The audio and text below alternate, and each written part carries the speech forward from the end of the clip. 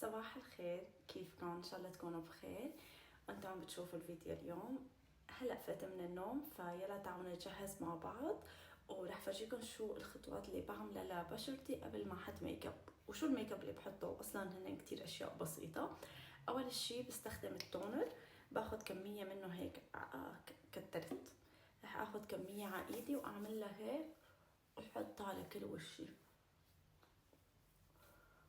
هيك وهيك وهيك. كترت، يلا نحطها على الرقبة، مو مشكلة. بعدين رح اخذ المرطب كمان من ديرماسينس، بس بعد ما تنشف وشي منيح. بحط المرطب كمان من نفس البراند، هو هذا بستخدمه الصبح لانه فيه SPF من الشمس 50% وكتير منيح، فبيوفر علي اني احط طبقات وبيختصر علي وقت، خصوصا وقت بكون مستعجلة على الشغل. هلا اليوم ماني مستعجلة، فايقة هيك مروقة. رح رطب شفايفي، ولبين ما بشرتي تمتص كل هالمكونات رح اروح البس وجهز حالي وارجع لكم نعمل ميك. هاي بالنسبة لإلي أهم خطوة. بحس الوش كلها بتترتب وقت الحواجب بتترتب. هاي العين بتنرسم بسهولة أو بتنعمل، هاي لا، بتحس الشعر فيها كثيف وعنيد وما بعرف شلون ما بيتمشط بسهولة. هيك رح نمشطه هلا هيك. وللكنسيلر رح استخدم هاد من ميبلين ورقمي 06. انا بس بحط هون تحت عيني، ممكن احط هون او نفسه هو اللي بيضل بالبراش من هون باخده لورا. وهلا عم بتموج. اجت القطة، تعال فرجيكم اياها. قطع قلبي، قطعت لي قلبي على الشباك. كتير خفيف. هون بألمانيا ما حدا بيحط ميك اب، فانت اذا حطيت شي هيك كتير واضح وخصوصا على الشغل بتبين كتير غلط.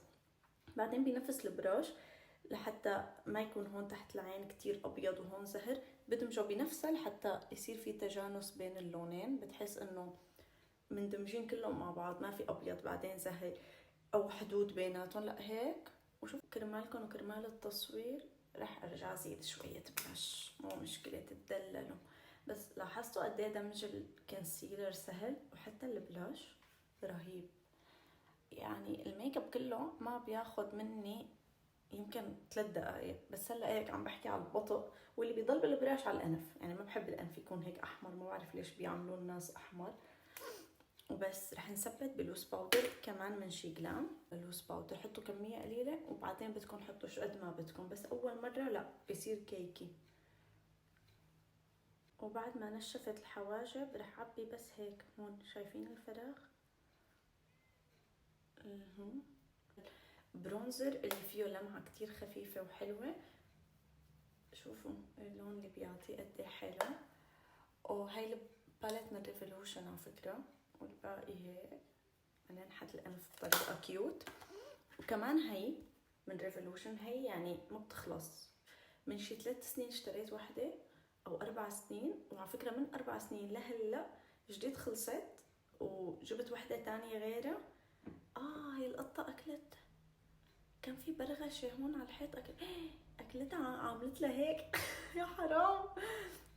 المهم فرح اخذ منها هذا اللون كتير حلوة، يعني تخيلوا كميتها ما بتنتهي لمدة 3 سنين، ورجعت اخذت وحدة تانية منها ولونها كتير حلو. شوفوا اذا حطيتوا هذا اللون الزهر لحاله شوفوا قد كيوت، واذا خلطتوا هدول الثلاثة بيعطي لون كتير كتير حلو. بس رح اجيب غير هاي البرش، رح اجيب هاي وبنفس البرش رح اخذ هذا اللمعة. وشوفوا اللمعة قد ايه حلوة، بتحسوه هيك لمعة صحية. حتى العلبة الثانية بيجي معها هايلايتر، هلا هذا ضارب شوي على زهر، هداك ما فيه لون.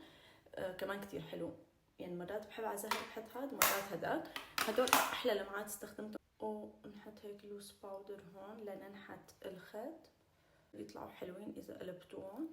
ولحتى نثبتهم برجع باخذ من نفس الجل اللي ثبت فيه حواجبي، بس كمية قليلة، وانتبهوا ما يفوت بعينكم، بس حطوها هيك على الطرف لحتى يثبتوا رموشكم بهي الطريقة. هيك لونه بني، بس رح ادمجه، رح اتركه هيك بني، بس هيك بطريقة كتير عشوائية. يعني شايفين كيف هيك خففته.